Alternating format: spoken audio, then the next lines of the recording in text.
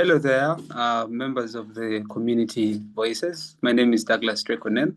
I am your moderator for tonight's conversation. Today we are talking about M23 takeover, the implications it has on border communities. And joining me to discuss this very pertinent and very crucial conversation are persons who are residents in these community districts from Chisoro, among others. But in no particular order, I'll just quickly introduce my panelists before we get into the conversation.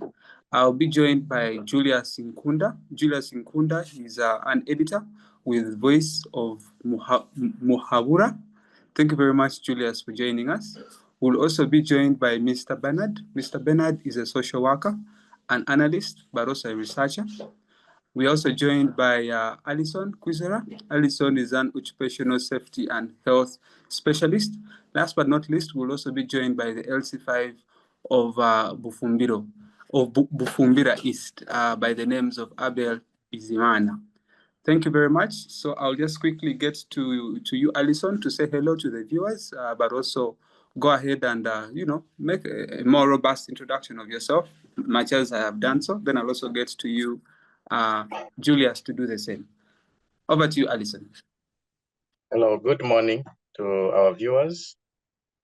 My name is Alison Kwizera. I hail from Kisoro district, though I'm now based here in Kampala. Thank you very much. We're very happy to have you here, Alison, and we're looking forward to picking your insights on this conversation. Let us hear from Mr. Julius Nkunda. Julius, most welcome. Good afternoon, Drake. Good afternoon, Alison. It's a pleasure to be with you. And to the viewers, good afternoon. I'm Julius Nkunda. I'm the editor Voice of Muhabura in the Kisoro district, but as well, I'm also a Ugandan who lives in Bunagana, near the border with DRC. Thanks for joining us, Mr. Alison and Julius, for this very interesting conversation. So let's just start the conversation, and I'll begin with you, Mr. Julius. Understanding that you're a journalist as well, but also an editor with Voice of Voice of Muhabura. I hope I have that right. Forgive my pronunciation. Muhabura, yes. Thank you. Yes. So let's just quickly first get the context. Let me give a quick background.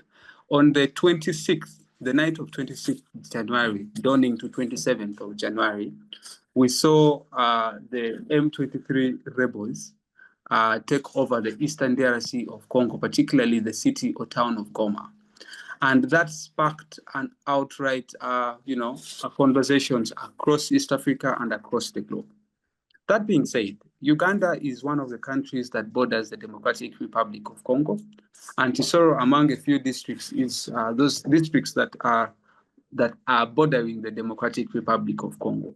So this particular conversation is one that we want to explore areas to do with business, areas to do with relationship, and areas to do with the security. But before we get into all the nitty-gritties of the conversation that we want to have tonight, please give us a context or a background as to this conflict that we have seen in the Democratic Republic of Congo and how it affects Uganda. Well, the DRC conflict has its roots in what I may say maybe tribalism, because the M23 group says they are fighting to protect the minority Tutsi, who seem to be harassed by the DRC government. But on the other hand, the international community, the UN, they have released the report of the experts.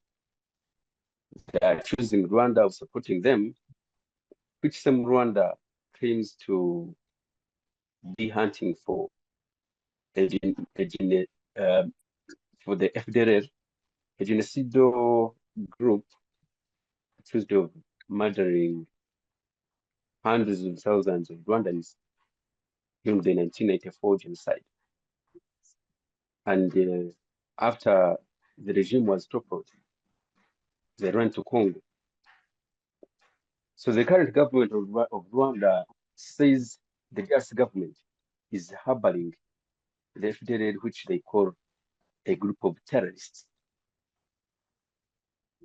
And that FDLR is partnering with the government of DRC to harass, torture, kill the moderate Tutsi who live in Congo. And these include the Abanyamulenge. We've read stories about them. So, but now the conflict, you know, because the M23, which is the March 23 movement, at first they were called CNDP. Later on, it changed into M23, and they were still fighting for the same rights. Today, I think around 2021, they picked arms again, and they were saying the Kinshasa regime had failed to implement the resolutions of the agreement made in Nairobi around 2009.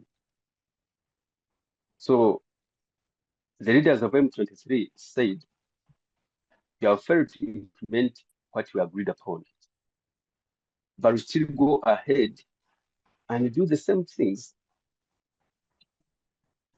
which we picked arms and fought against. And you know, the East African community came in, the international community came in and was saying, you know, the DRC government should sit with M23 again and, you know, make resolutions, and then, you know, they find a peaceful way to end the conflict, which never happened. And to date, the war goes on, people are dying. You know, in 2022, Kisoro district, which is at the border with DRC, received around 80,000 refugees from DRC, and that's when Bunagana was captured. Bunagana, which is a border town near Uganda and Congo. So when, and you know, Bunagana was the first town to be captured by the M23. So around 2022, when the Bunagana was captured, Kisoro received hundreds of thousands of refugees. By that time, the refugee camp we have, which is the transit camp, it was overwhelmed by the huge number of refugees. Then the refugees, or you can call them asylum seekers, went and started living in people's homes. They would sleep on people's verandas, they would sleep in schools, at churches. And by that time, he sort of faced a big problem of food shortage, because the Kisoro people were sharing what they had with the asylum seekers. The humanitarian agencies were also, I think, overwhelmed.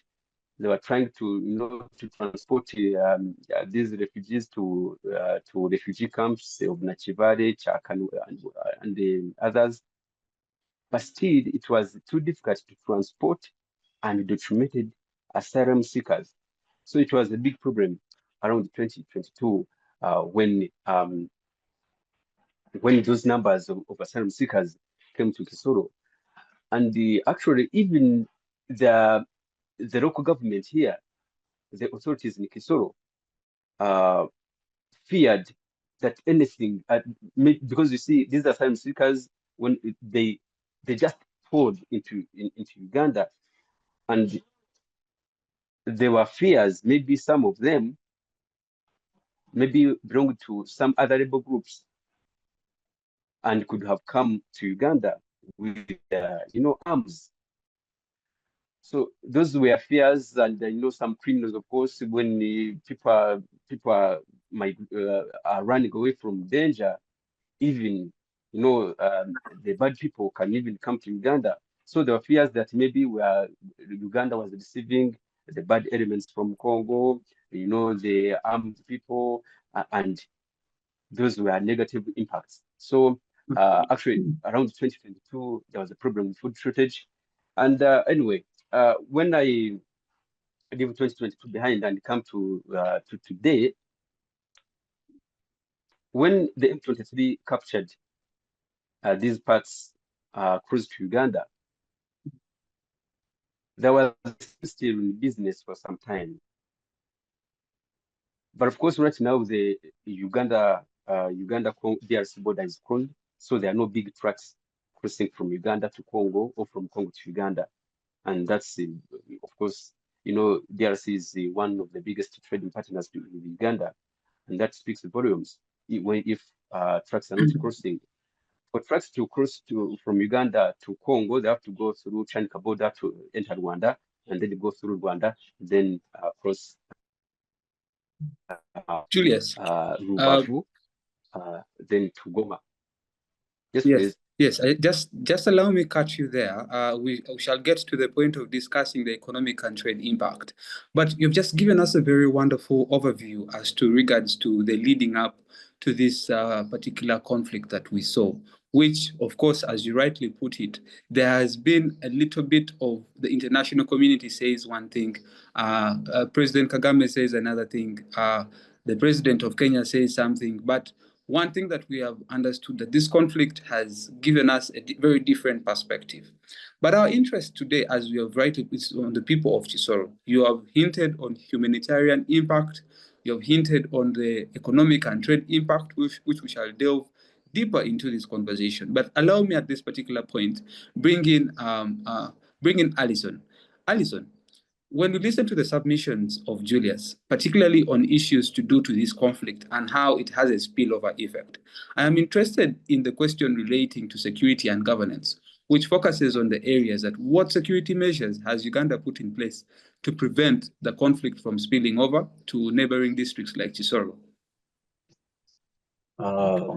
Thank you, Douglas.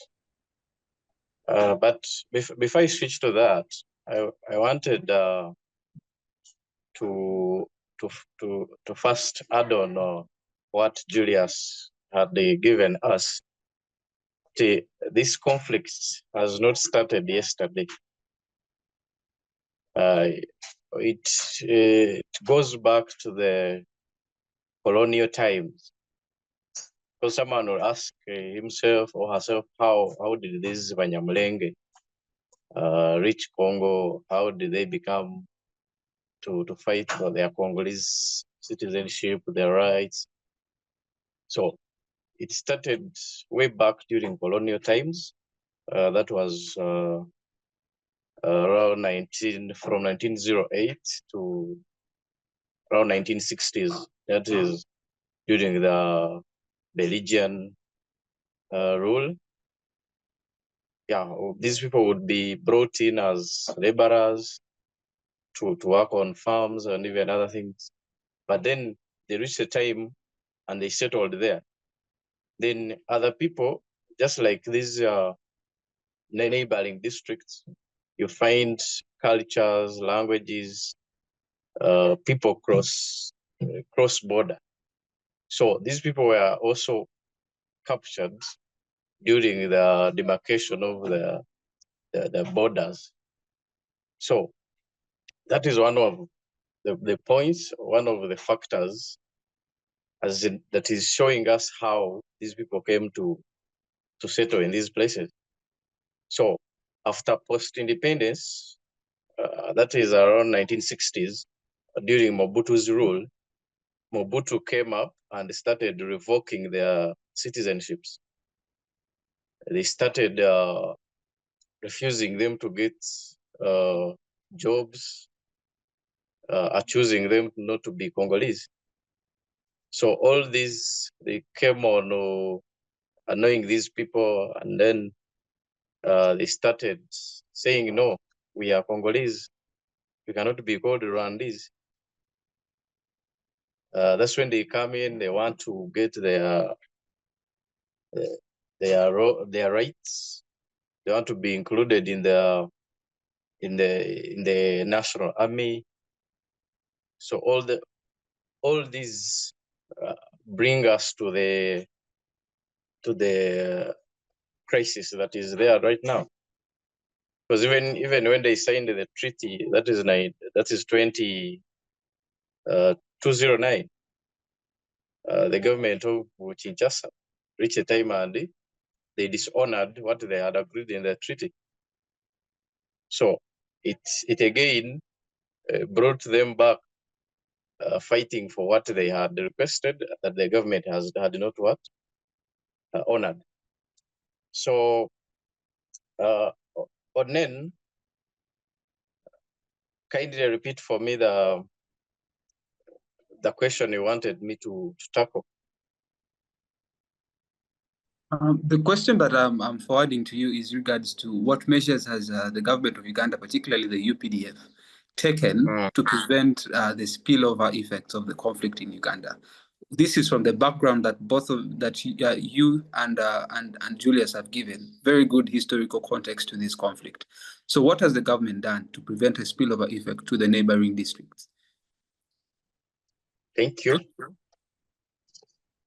Uganda as a country, we know it as a country that is militaristic, strong, and they wouldn't allow anything that would come and destabilize the peace and stability in such as the spillover. But then, how has it come in to prevent any spillover?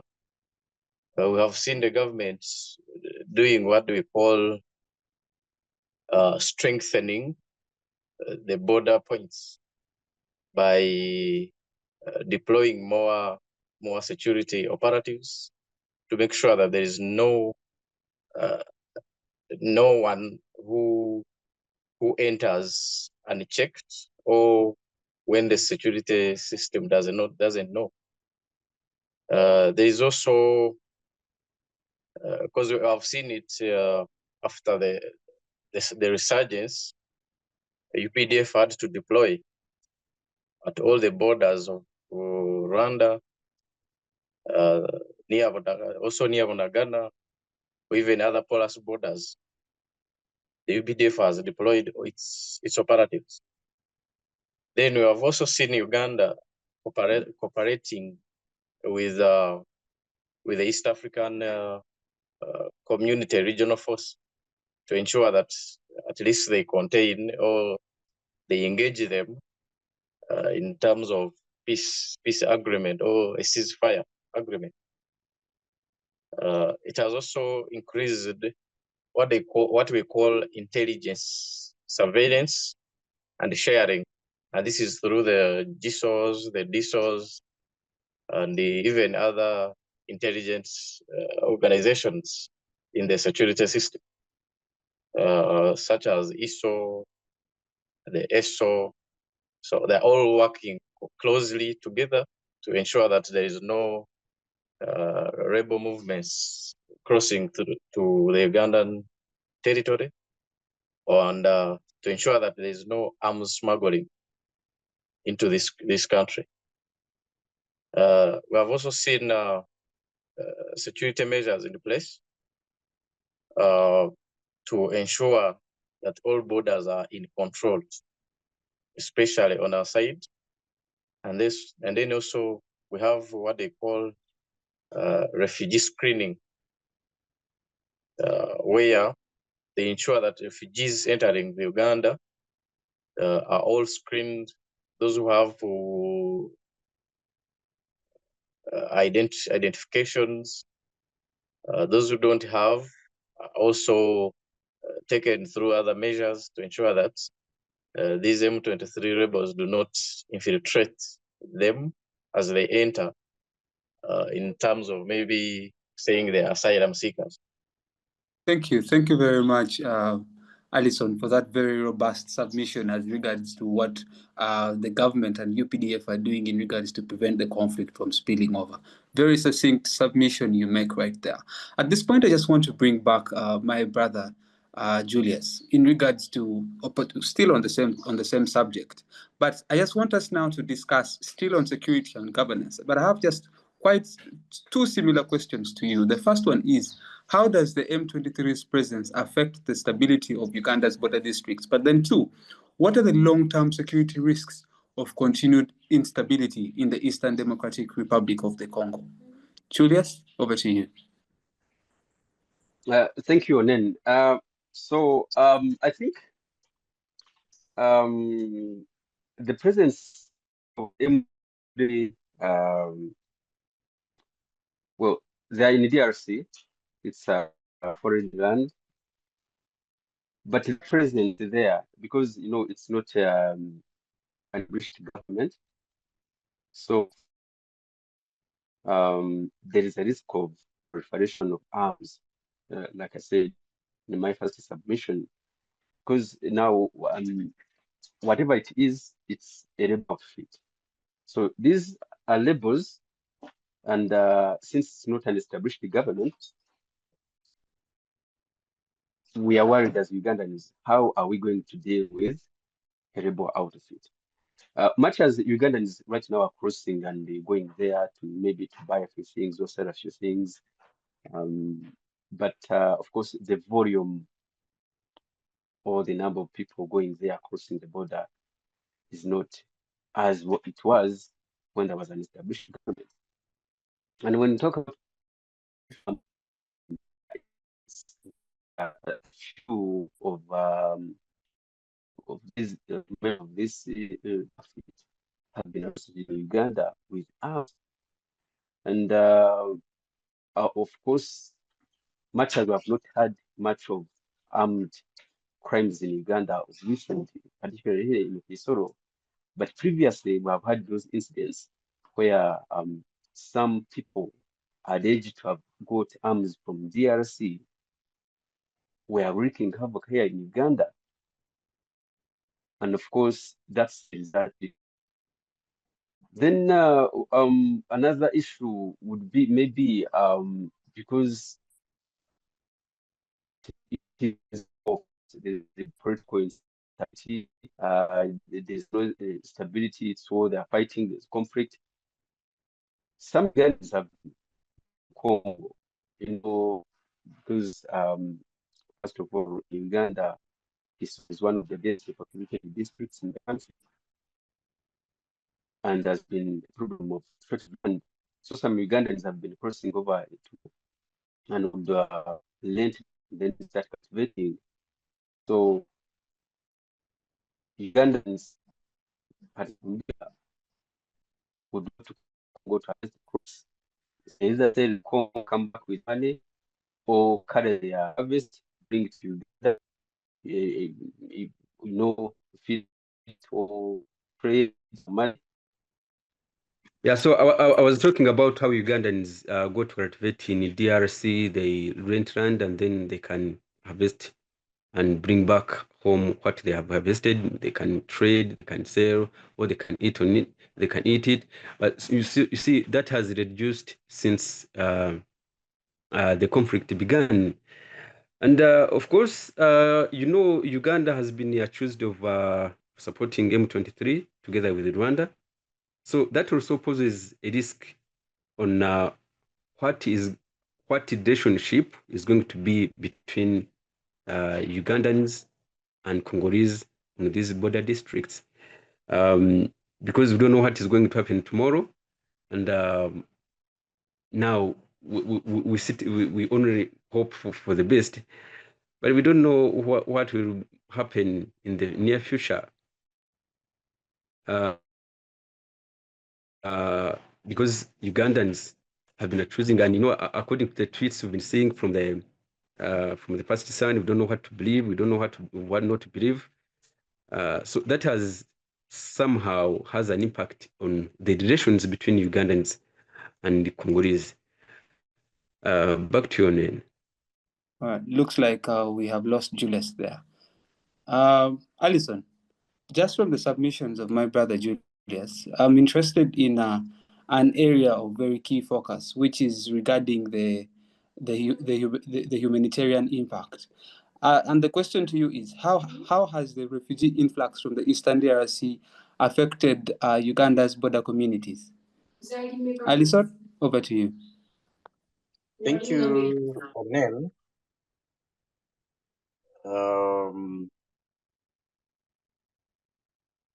Okay, obviously, as due to the conflict You know, it is automatic that people have to run away from the insurgency to save their lives. That is, they look for a safe haven, which is the nearest, as Uganda, in particular Kisoro being the immediate neighborhood to the affected area. So an influx in these refugees from the Eastern DRC,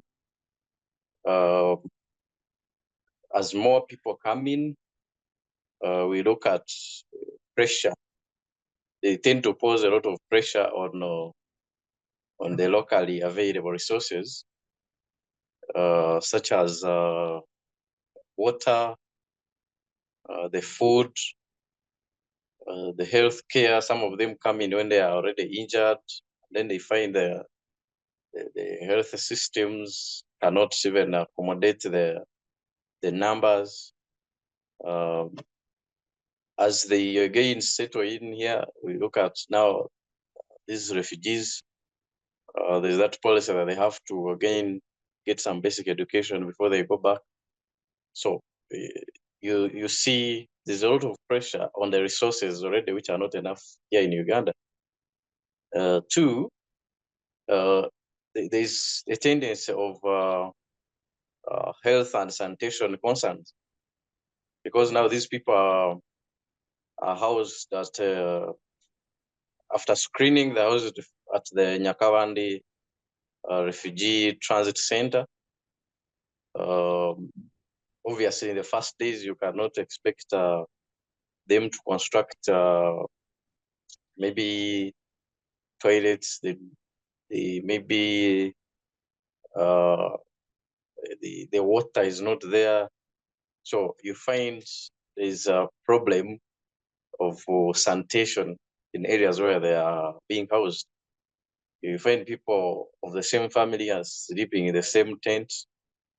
They're using the same areas of convenience. So things are not the way they are supposed to be. So I find there are outbreaks like cholera. Obviously, the way they are moving, you cannot tell them to sanitize, to do what, social distance is not there. So you end up finding them contracting these other airborne diseases and other diseases. Number three, there is livelihood, what you call livelihood competition, where we find refugees and the host communities are now competing for the jobs, the little jobs that are here. For example, in Kisoro, we find people, we normally have people who are doing casual labor. Daily, they come and till the land, they do all the garden work, and they are paid at the end of the day. So when they come in, again, they start fighting for the same jobs so that they can live. Even the social services, you find we are now, the host community together with the refugees are now fighting for the social services, which we know are not that enough for even people who are locally there, the hosting communities. So this end up causing tensions. We last saw it in 2021. The hosting community had started being hostile again to these refugees who have run away from the conflict in their country because of such issues. So we also, the influx brings in security concerns, because now you do not know who is a rebel, who is not a rebel, because they all run at once. Because at the end of the day, you find if a rebel maybe has been disarmed, he has to also fight for his life. He runs away as a refugee. So such security concerns bring security risks in the hosting community. Back to you, Onen. Thank you. Just before you get off, thank you very much for highlighting the challenges that the influx of refugees raises to the host communities such as Chisoro. For example, security concerns, health and hygiene concerns, competition for the available resources, but also social services, among others that you highlight in your submission. Something that I want maybe to follow up with the question is, are there any existing mechanisms that has been employed to first of all help the refugees themselves, but also the host communities to cope up with those competitions and the issues that are arising? Thank you, Onen. You know, Uganda has been hosting these refugees for quite a long time. Ever since I was, I think, 0 years. And so these mechanisms are there, though at times they are not, they don't have that capacity to handle all that. For example, we have the OPM, which the department for refugees, and the department that handles disaster preparedness. All these ones come in to make sure at least the issues we have seen above do not do not exaggerate. We also have the other international parties or NGOs, such as the United Nations High Commissioner for Refugees, which most of us know as the UNHCR, and the other NGOs that come in to provide emergency responses, such as the shelters. We've seen these white tents. These ones are provided by the UNHCR. OPM rushes in with food to help in the meantime. We also have seen the World Food Program coming in to provide relief in terms of food. We also have NGOs which are in the health sector, such as the IRC, that is the International Rescue Committee, if I'm not mistaken, who are into that healthcare system to especially the refugees. We also have other NGOs like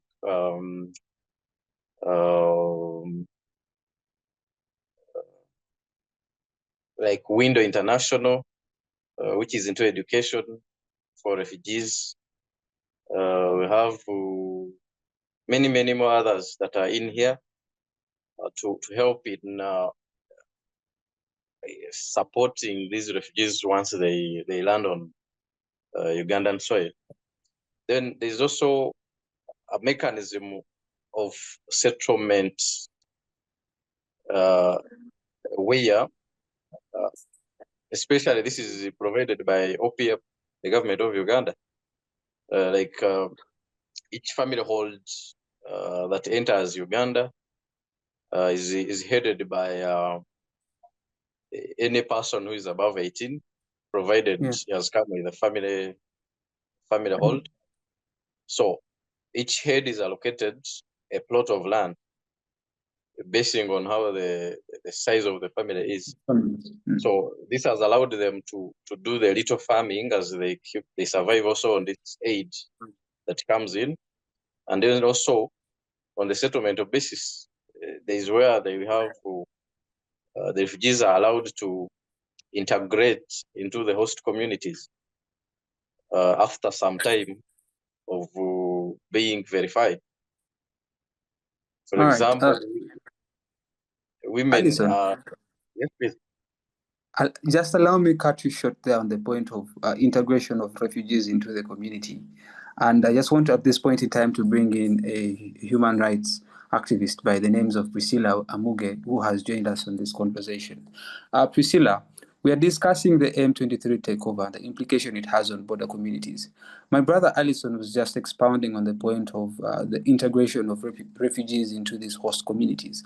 And the point that I was trying to make about women and children, that is something I would like you to come and highlight, because oftentimes when conflict happens, or when there's conflict and people flee, the most affected in the communities are the vulnerable people, who are young people, women, children, and the persons with disabilities. Please, Priscilla, elucidate on that matter as I also bring in afterwards. I bring in Julius to talk about the economic and trade implications. Priscilla, over to you. Hi, Linko.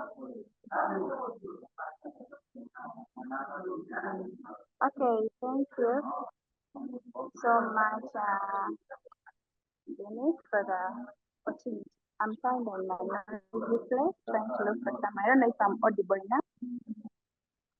We can barely hear you, but you can make your submissions. Okay, so the topic of having, the refugees integrate within our community, and then I'm trying to see how the women and the children get affected. Yes, this is very true. One, because you see, when these people are coming from their areas, they come with few things. I could say majority are the families that they do come up with, and these families, we have the children, we have the women. Sometimes they come and then they're put in these refugee camps with the government initiatives, but then we find that the services that are being provided to these people at the end of the day may not be enough to give them a sustainable living. So then what burden does it push out to the young women and maybe the children? You find that as children, we shall be forced to do the child labor because we want to earn a living, and then we are in a foreign land, maybe put it in a simple term. So these children are going to go for these hawking activities, finding that they'll be abandoning education, something that we believe is a basic right for every child, for everyone actually in this world. So because the families, the parents are vulnerable and they cannot provide for these children, so they'll go for this cheap labor in order to raise a living. What will this impact on the women?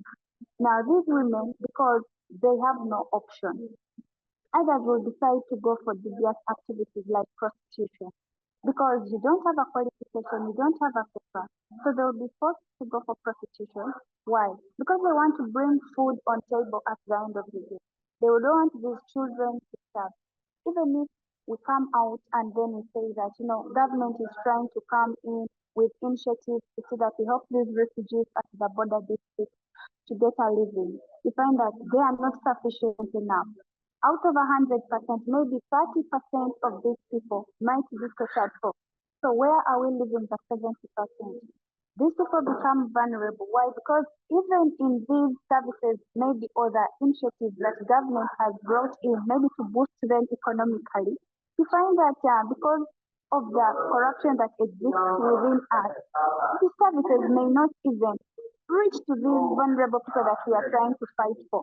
So what does it clearly mean? It says that it means that as government, as people, as nations, as citizens, we really still have a lot to do in order to see that these people achieve the justice, or they attain, or they achieve what our government do plan for them. Secondly, basically on the women again, because they don't have the qualifications and then they have no connection, I could put it. After going for these business activities to earn a living, some of them end up becoming addicts. They might become drug addicts because of the pressure and the depression that they could be undergoing.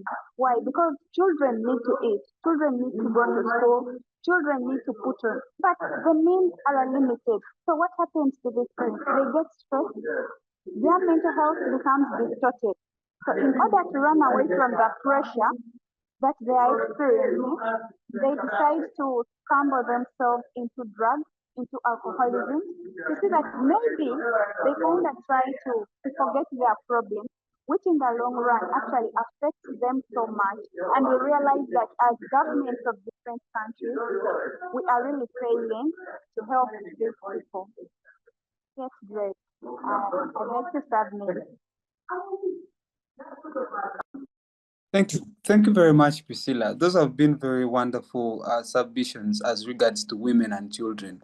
And as you're making your submission, I saw the passion as regards to what you feel about the situation that women, children, and persons with disabilities go through when there is conflict. And that has just given me, a real hope.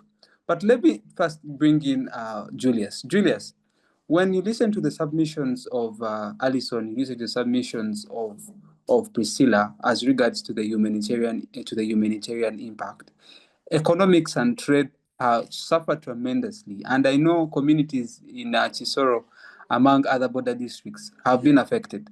So my question to you is, how has the conflict affected the cross-border trade between Uganda and DRC? And then two, what economic strategies maybe can the border communities adopt to minimize disruptions? Thank you, Onen. Well, it's known that Uganda is one of the biggest, rather DRC is one of the biggest trading partners with Uganda. And when I was checking between 2023 to 20, and because of DRC, Uganda had made an agreement with the DRC to construct roads within DRC. And one of those roads was going from Bunagana to Goma, distance of 89 kilometers. And this is a Uganda company was already in DRC in this Bunagana Ruchuru Goma road, 89 kilometers in length. But when war broke out, of course, the equipment was returned to Uganda, and right now it's the equipment is packed at Bunagana border for almost 4 years now. So, and looking at business, because Bunagana and the people who live in Bunagana mainly depended on business, trading across the border. Buy something on the Ugandan side, take to Congolese side. And of course, some people also were making a killing out of smuggling. They are also there. So under COMESA, the Common Markets of Eastern and South Africa, under COMESA, there was an arrangement called Great Lakes Trade Facilitation Project. And under this arrangement, traders who had capital or who had goods worth less than 7 million would move their merchandise across the border without paying taxes. So, and that arrangement was helping cross-border traders a lot, because women and the disabled, the youth were engaged in business on the whether from Congo, from Uganda.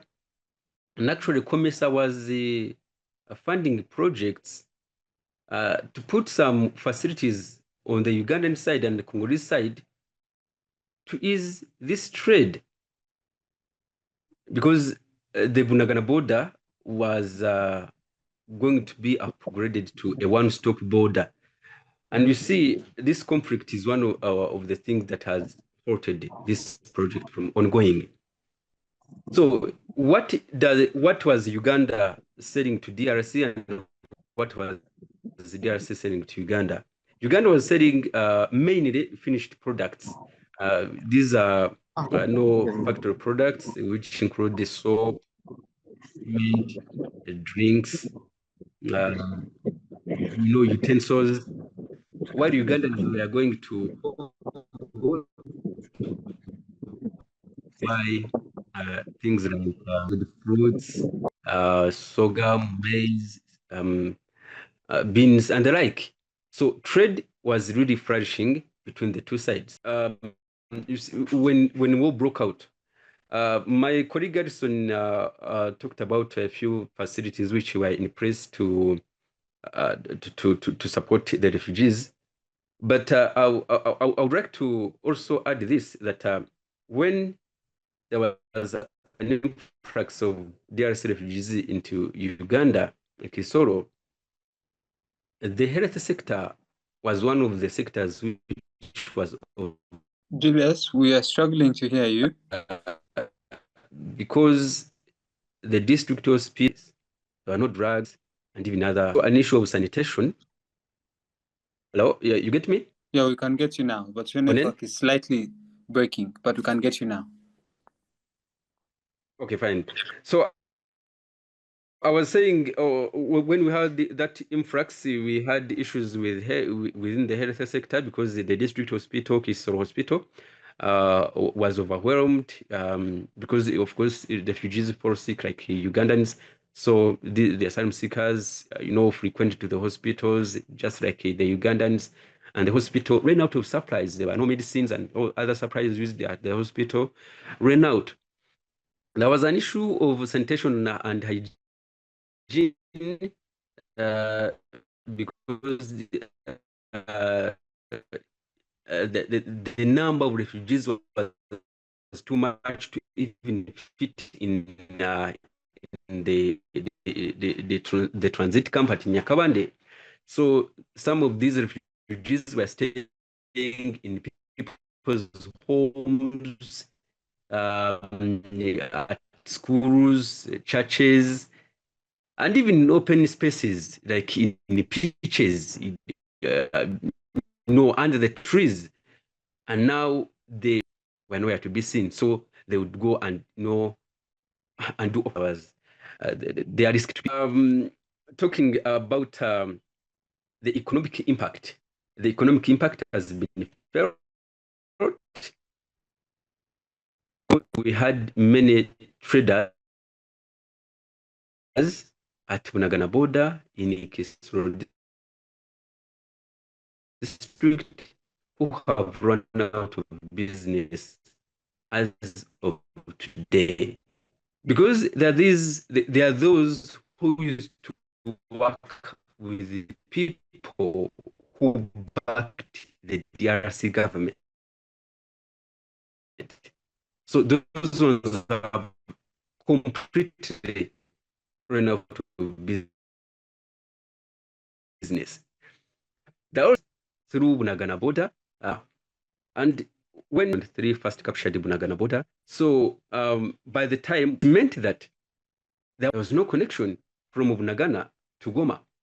So if you had a client in Ruchuru, and Ruchuru was under the control of government, yet Bunagana was under the rebel control. So there was no means of taking your goods from Bunagana to Ruchuru because Bunagana is under the rebels and Ruchuru is controlled by the government. So the traders actually incurred much costs to transport their goods. Some, well, the goods, for example, the drinks, the sodas, or the cement, they would come to Bunagana. A trader buys from Bunagana into a truck, then go to Kasese because the part of Kasese was still under the DRC government. So they go to Kasese and then go through from Kasese, go through areas of Beni up to Ruchuru. And something, let's say a bottle of soda, which would be costing 1,000, in Ruchuru, they would be selling it at 2,000, double the price. And that was because they had incurred roads in transporting the product. So Ugandan traders, some of them,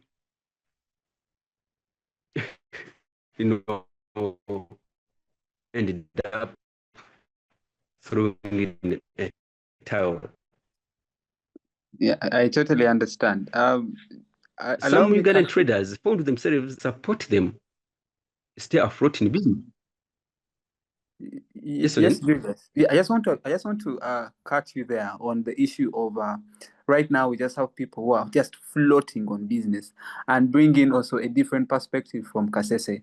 We are joined by a a journalist from Kasese. He's by the names of Joakim Bwambale.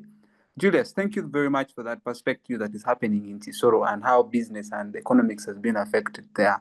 Let me just also quickly get the views from Mr. Joakim Bwambale on what is happening in Kasese in regards to how this particular conflict is affecting the persons and business people in Kasese, which also neighbors the Eastern Democratic Republic of the Congo.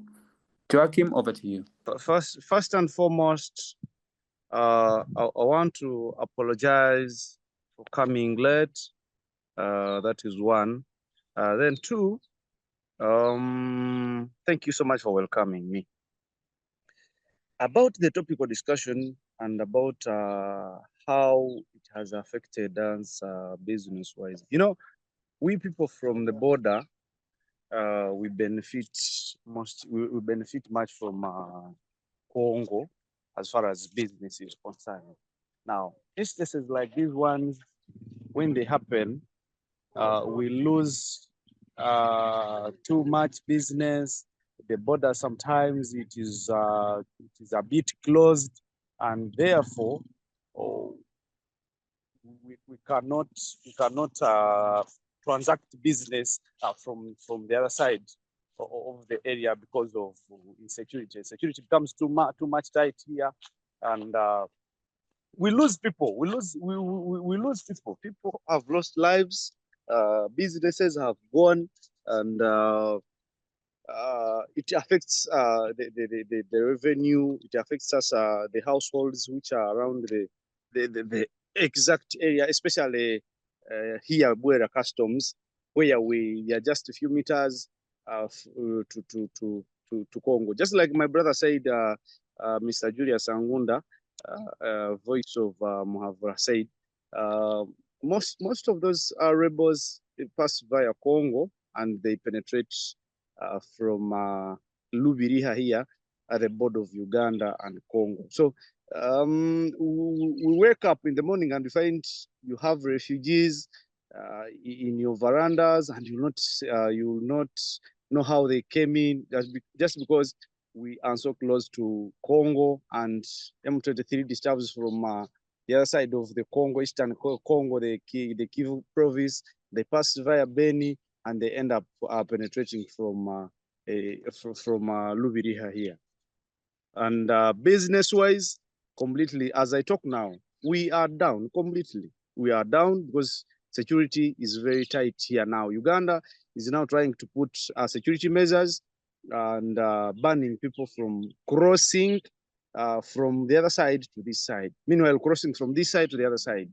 And hence, business goes down, because the only way we survive here at the border is through logistics. All right, thank you very much, Joakim, for that perspective that is happening in Kasese. It's quite unfortunate, but let me bring back Alison as we near towards the end of our conversation to help us understand the community responses. How are the local leaders and communities responding to the challenges posed by the conflict? Alison, over to you. Thank you, Onen. And I want to extend my thanks to the previous participants. The community itself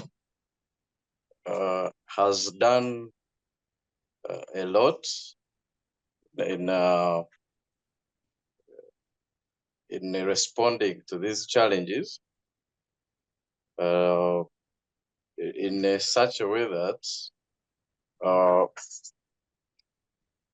they have allowed, or they have paid a positive response hosting these refugees. For example, we are credited for being a welcome country to an extent that we allow sharing resources with these people to allow them survive despite the hardships we are always going through to get these resources. We also have what I call community policing initiatives, where we have these our leaders working with the security forces in order to ensure that there's no suspicious activity among these people, to ensure that there's a proper, or to enhance the securities at the border through security, rather through border monitoring. Even a community has been engaged to ensure that they are suspicious of anything, to ensure that their lives are also safe. Because as much as we are in Uganda, you cannot be safe once you're a neighbor of someone who is catching fire, meaning anytime something can reach you.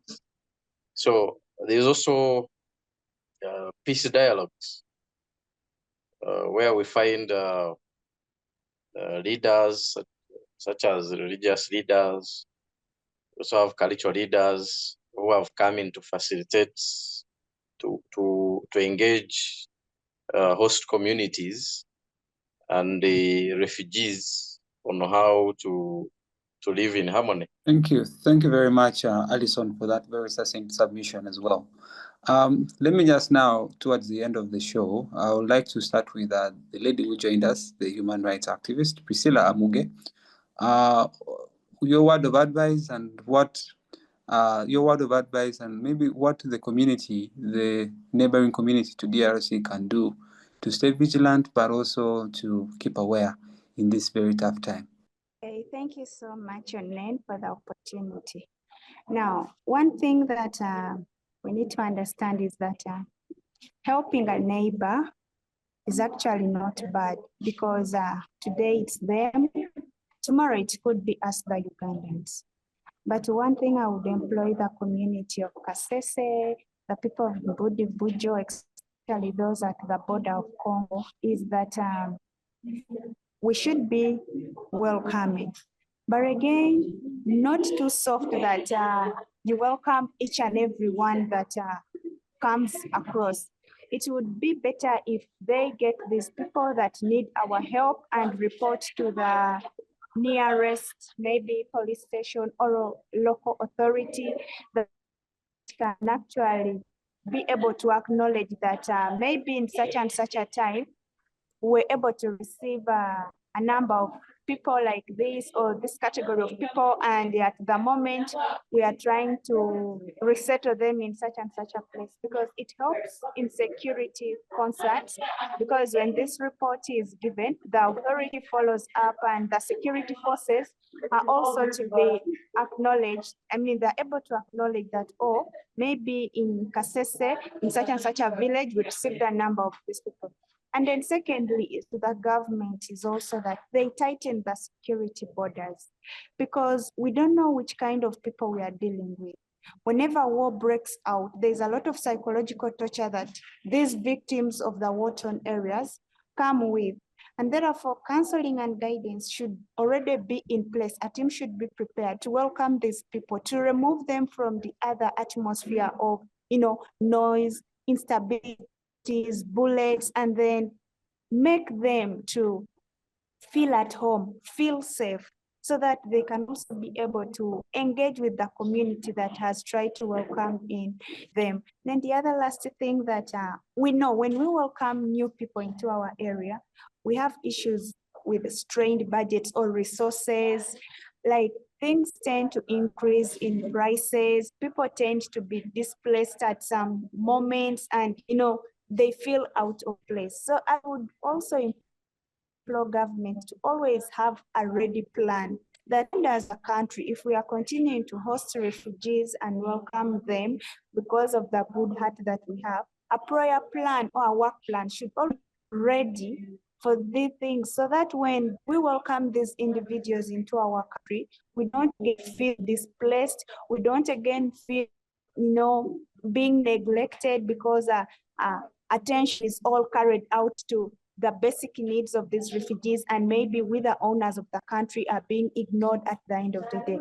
I pray that if those concerns are taken into consideration, then as Uganda, we can still be able to host refugees, help these people settle, and when war ceases from their home countries, they can go back peacefully. Yes, I'm getting you. Yes, you're concluding? Yes, I was saying that if government can put all those strategies that other participants have also suggested, then as Uganda as a country can still be in position to host these people, allow them settle, and then when war ceases from their countries, they can be able to go back to their home countries without actually having to make fellow Ugandans feel displaced, feel neglected at the end of the day. I beg to submit. Very much for those very wonderful submissions. Joakim, let me get to you and also hear your recommendations and concluding remarks. Thank you so much, Onen.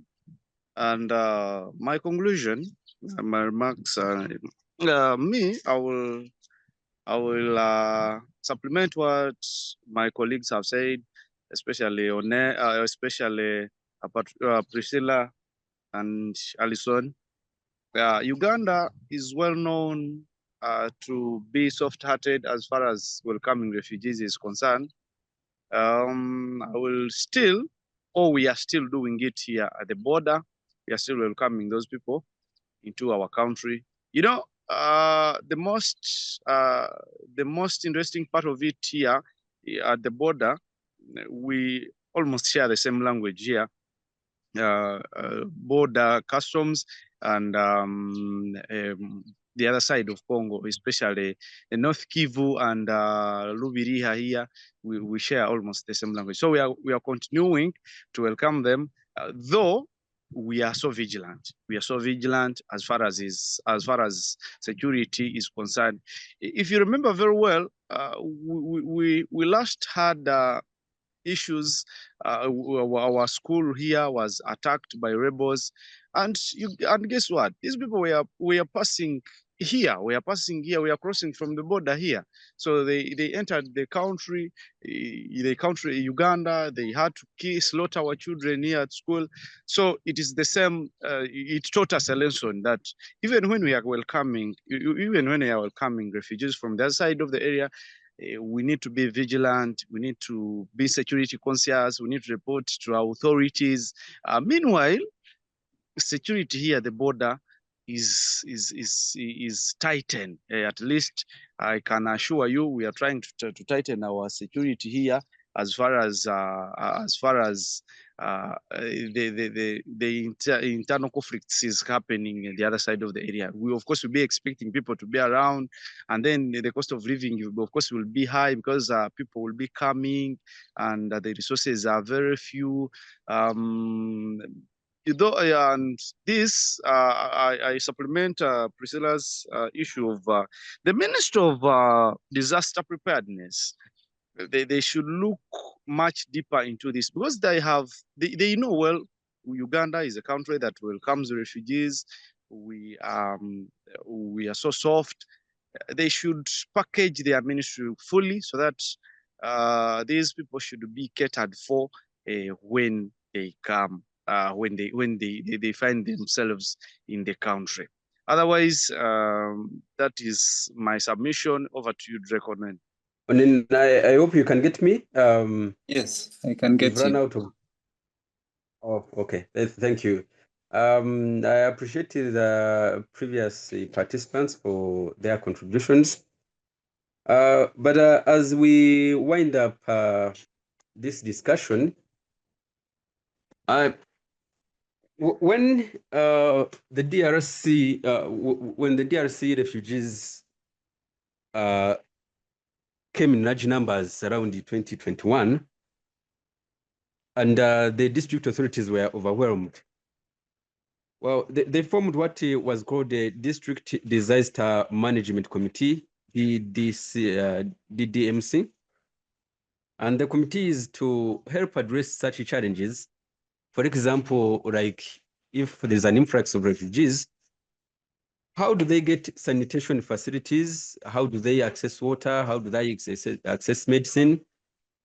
And of course, my worry is that the recent developments in the US, President Trump is shutting down the USAID, which has been one of the partners alongside the office of the OPM, other humanitarian agencies like CAFOMI, Alight, and others, which has been coming in to support refugees once they come to Uganda. But then maybe as I wind up, I would also offer recommendations for Ugandan traders. For now, maybe they can stay afloat in business. Maybe, of course, because the DRC war, of course, has affected most of the traders. It has reduced trade activities by disrupting trade routes, increasing transportation costs. And of course, it has also hampered on delivery times because when we talk about Goma being under the hold of the rebels, Goma is a big city. And most of the Ugandan traders here in Kisoro have been sending their merchandise there. And even those who have not been sending their merchandise there, they've been selling to traders who are trading with those in Goma. And of course, like we said in the beginning, the DRC conflict also has its basis. The DRC conflict is also based on tribal sentiments. So because the ethnic groups we have across Congo are the same we have here, so that has also affected some groups of people fearing to go and trade in the DRC, or the DRC people coming to trade here. Because of that, of those tribal sentiments, because some traders have fled, and as such, it has affected the traders in Uganda. So my recommendations as I wind up, maybe is calling upon the international community to come and help in this situation. Just we've seen them help address the issue in the Middle East, in Gaza and Israel. You know, the Ukraine-Russian war is also almost coming to the end. We hope so. But most parties have called for a peaceful solution to the crisis, not an armed one. You know, the West has been accused of having a hand in this conflict. Regional countries and presidents have been accused also of having a hand.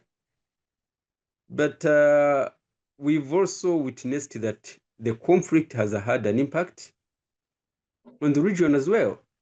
So maybe I would urge the international community, the regional powers, Uganda as a nation, we're in the East African community, they should come up with peaceful solutions to this conflict, because it is affecting Ugandans, it is affecting Rwandans, it is affecting Congolese, and it is affecting the region at large, the East African community.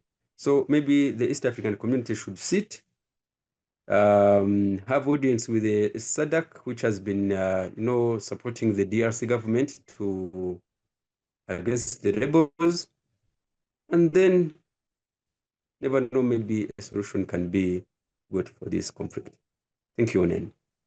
Thank you very much, Julius. That has been very, very wonderful. And thank you very much for the very wonderful insights you've given us in this conversation. Last but not least, Mr. Alison, your recommendations and concluding remarks. Thank you, Onen. My conclusion or my recommendations, I don't think I would run away from what Nkunda has talked about, but my focus is on both the government of DRC and the counterparts in East Africa to, just like our president, His Excellency Yoweri Museveni, recently said, the issues that are bringing this conflict, they're not too hard to solve. But seems one party does not want to bow down to the other. As he said, these are Africans of the same color. These these whites who came and separated us by creating imaginary borders. They are the same people. So if these people, for example, these people want to be recognized as Congolese, really, what's hard on that? Because we have had the same issue here with the Uganda and Banyarwanda. You have seen it on TV. The ones who are now called the Bavandimwe. Yeah, these are people who have been here for a long time, and you see, the president of Congo should apply the same thing. What our president did. These are people who have been here for a long time. They even don't know where they came from. They were born here. You get it? So it's just a matter of allowing them to citizenship. Two, these people want to be, for example, the CNDP, the National Congress for the Defense of the People. They want to be engaged or absorbed in the national army. Really, what would be hard on this? And actually, they would help in stabilizing this Eastern Congo, because they are experienced, and meaning that it would bring in a lasting solution to this conflict, which in the end would again reduce on the influx of these refugees as they forge what they call a peace deal. So my conclusion would be, these regional bodies, taking their peacekeepers and from SADC, from where, it doesn't help. It actually escalates a lot of issues. It's just a matter of sitting on the table. They come up with a lasting solution to the root cause of this problem. Back to you, Onen.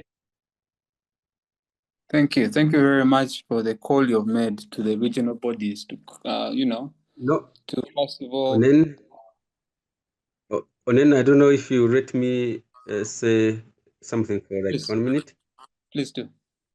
I would like to supplement to Alison. Good thing Alison is from Kisoro, and as well as me. So Kisoro people, we speak Rufumbira, which Rufumbira is almost like Kinyarwanda. The way you hear Ruchiga and Runyankore, that's how Kinyarwanda and Rufumbira are. So now, a few Rufumbira have been saying the M23 people are being harassed for nothing. And they say, just like you see Rufumbira, if one government woke up one morning and said the Rufumbira are not Ugandans and should get out of Uganda and go back to Rwanda where they belong, they say even the Rufumbira will pick up arms, fight the government, and they would even want to, to capture Kabare, Ntungamo, blah, blah, blah, up to Mbarara, so that they feel safe.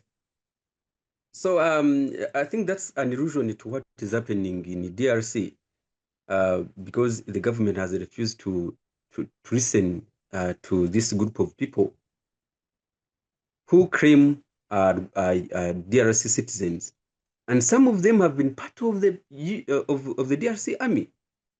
Some of them have been part of the DRC army. So how do you say someone who was part of your army is not your citizen? So that's one. But like Alison said, to find a long-lasting solution to this conflict, it will need the DRC government sitting down with the people they're fighting against. It does not make sense calling regional, armies to come and support you in fighting an enemy you have failed to sit down with. Because these are Congolese. Some of them claim that their great grandfathers have stayed on DRC soil for the last millennia. So how are you going to say these are Rwandans that should go back to Rwanda? Yet you've even failed to implement the agreement you signed. So like Alison said, I think to find a long-lasting solution to this issue, is the DRC government sitting down with the rebels alongside with some mediators, and then we shall say peace to the region. Thank you. Thank you. Thank you very much. It's true that dialogue oftentimes is a solution to conflicts. And yes, it's a call to the DRC government to sit down and speak with the M23, because they also have a stance and a say to their state of being in DRC since they are Congolese citizens. Otherwise, thank you very much, Alison. Thank you very much, Julius, Priscilla, and Joakim, for taking time to join us on this very interesting and very pertinent conversation. This has been brought to you by Center for Constitutional Governance on Civic Space TV. My name is Douglas Trekonen. Thank you. See you next week. Same time, same place. Bye-bye.